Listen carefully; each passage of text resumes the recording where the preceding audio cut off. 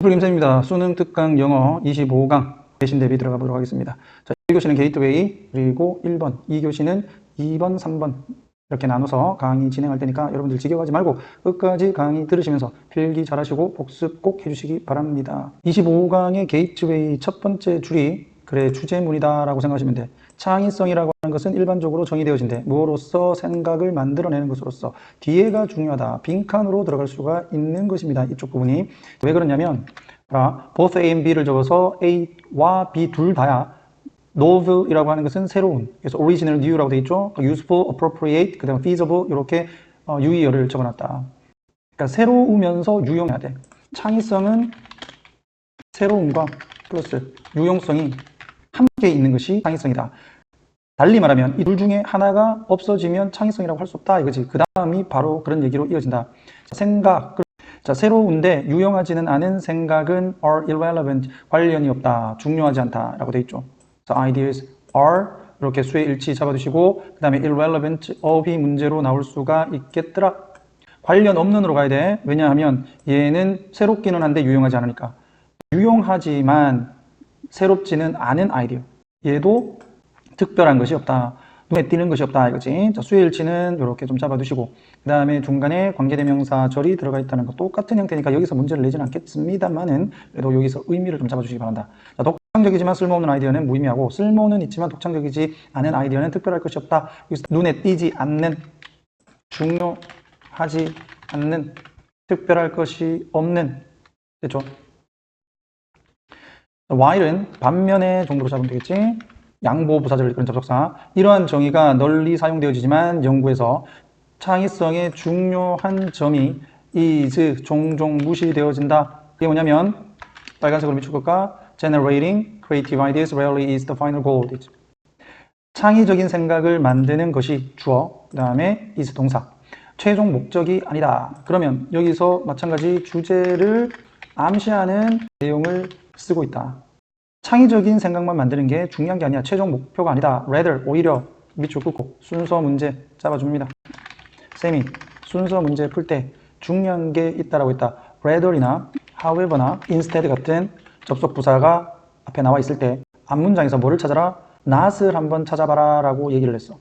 rarely라고 하는 게 나와 있죠. rarely는 거의 뭐뭐 하지 않는 이잖아. 부정부사란 말이야. 부정부사 rarely와 rather를 연결시켜놔. 그래도 순서 문제로 출제가 됐을 때 rather, however, instead가 오게 되면 바로 앞문장에 not이나 never이나 no가 나왔던 그 다음에 rather이나 however, instead가 들어간다. 이렇게 잡으면 좋겠다. 꿀팁이야.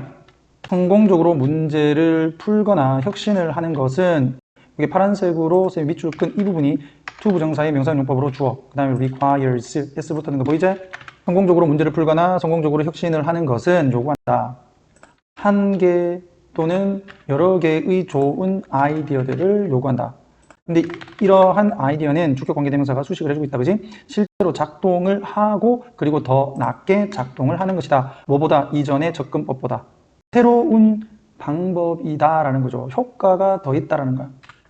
이것은 요구한다. 대디아를 사람들이 should 생략되어 있는 거 확인해 주시고 require는 당위성 뭐 해야 된다라는 뜻을 가지고 있기 때문에 대절에 주어 should 동사 원형 적어주는데 이때 should는 생략이 가능하므로 이 문장에서는 생략되어 있다 라고 보시면 되겠다. 사람들은 그들 자신의 상품을 평가를 해야만 한다. 또는 각자의 상상을 서로서로 평가를 해야 된다. 그리고 choose 동사, evaluate 동사 1. 사람들은 또 반드시 그런 생각을 선택을 해야 된다. 어떤 생각? 또 주격 관계대명사가 ideas를 수식하고 있다. seem 다음에 형용사 promising은 분사로 사용됐을 때 유망한, 미래가 밝은 이런 뜻이죠. 그리고 바로 위에다가 쓰자. 자, 형용사 부사, 그 다음에 enough, 그 다음 to 부정사 요 순. promising enough to develop 요 한 개로 어순 배열 문제가 나왔을 때 바로 잡을 수 있게 외워둡니다. 형용사 또는 부사가 나오고 그 다음에 enough to 부정사. seem은 형용사. 그래서 좀 더 발전을 충분히 할 수 있을 만큼 유망한 것으로 보이는 생각들을 선택한다. 그치? 그리고는 동사 3. abandon은 포기하다, 버리다. 자, those는 ideas가 뒤에 생략되어 있는 거죠. 생각들은 버린다. 또 어떤 생각이야? 또 마찬가지로 주격 관계대명사가 수식을 해주고 있고 unlikely to 동사 원형하게 되면 뭐뭐 할 가능성이 없다죠. 성공할 가능성이 없는 생각들은 버린다.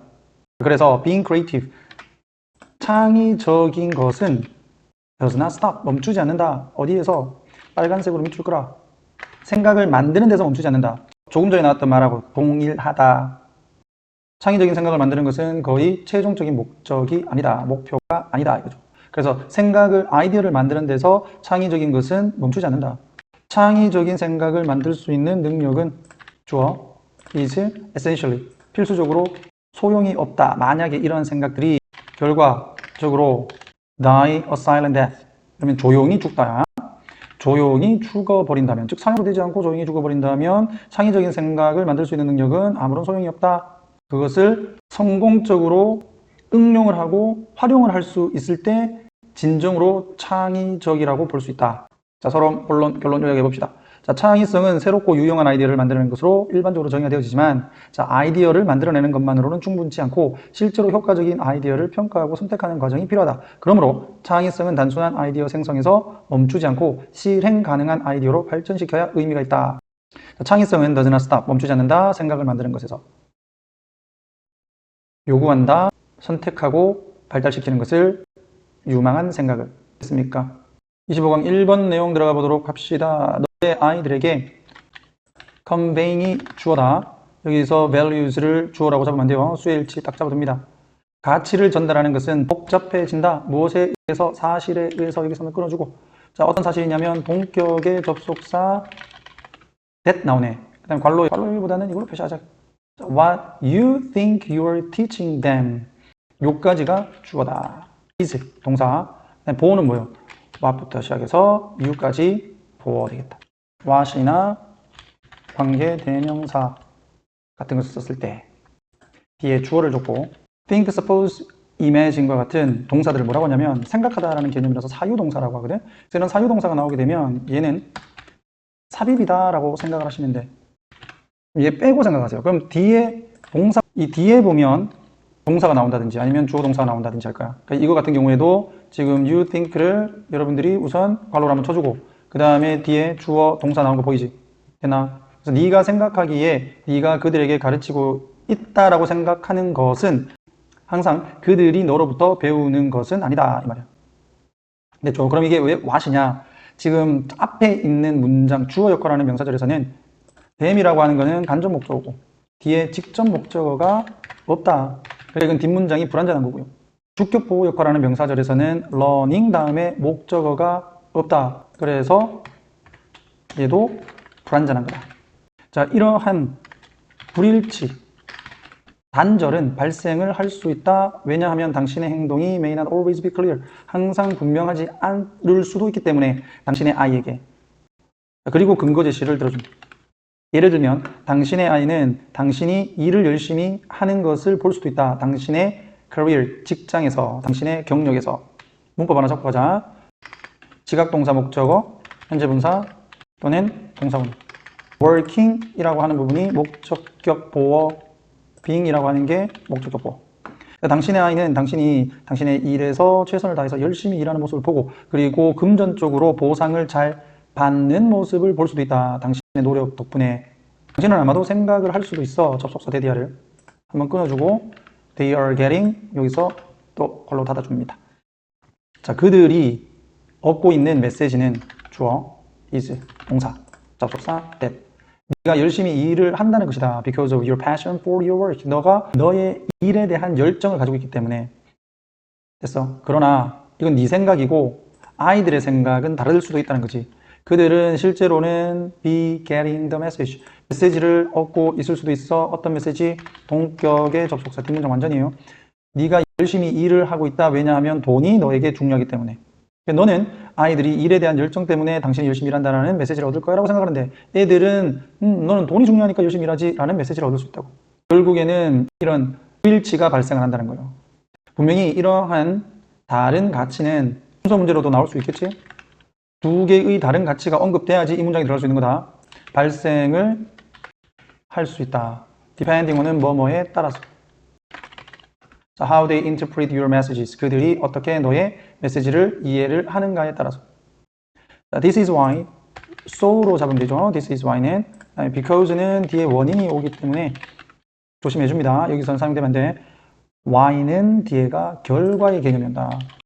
그리고 because는 원인의 개념이다. 차이점 잡아두시고 this is why 그래서 not only but also 상관 접속사 표시해두고 당신은 반드시 확실하게 해야 된다. You are having a life. 당신이 삶을 살아가고 있다고. 어떤 삶이냐?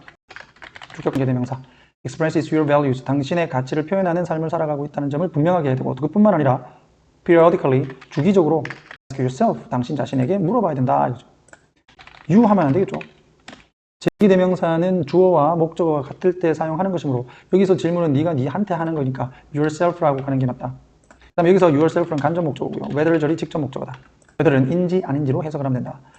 당신의 행동이 분명히 가치를 표현하고 있는지 없는지 그리고 당신의 자녀가 그러한 가치들을 잘못 해석할 수 있는지 없는지를 당신 자신에게 주기적으로 질문을 해야만 한다 이거지.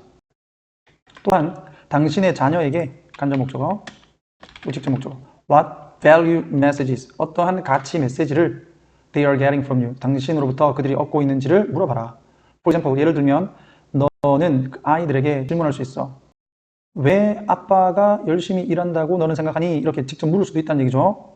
마지막 부분이 글을 완전히 정리를 하는 것처럼 보이지 않아서 여러분들이 순서 문제로 나왔을 때 이걸 중간에 넣을 수 있는데 그래서는 안 되고 also ask your children 이 부분이 제일 마지막에 들어간다라고 잡아야 되는 게 우선 첫 번째는 네 자신한테 질문하라고 있고 두 번째는 아이에게 질문을 하라고 하는 것이므로 순서 문제를 볼 때 괜히 여기서 for example이 나온다고 해서 중간에다가 집어넣는 실수를 하지 않습니다. 자, 서론 본론 결론 정리를 해보면 자녀가 부모에게서 배우는 가치는 부모가 의도한 것과 다를 수 있다. 불일치할 수 있다. 같은 행동도 자녀에게는 전혀 다른 가치로 해석될 수 있으며 이는 메시지 전달 방식의 차이에서 비롯된다.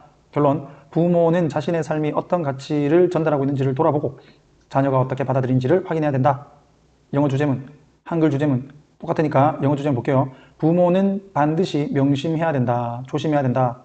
여기서는 차이라고 보면 되겠지. 의도된 가치와 인지된 가치 사이의 차이를 반드시 조심해야 된다. 언제? 아이들을 키울 때. 됐죠? 자, 이렇게 해서 1교시는 정리하도록 하겠습니다.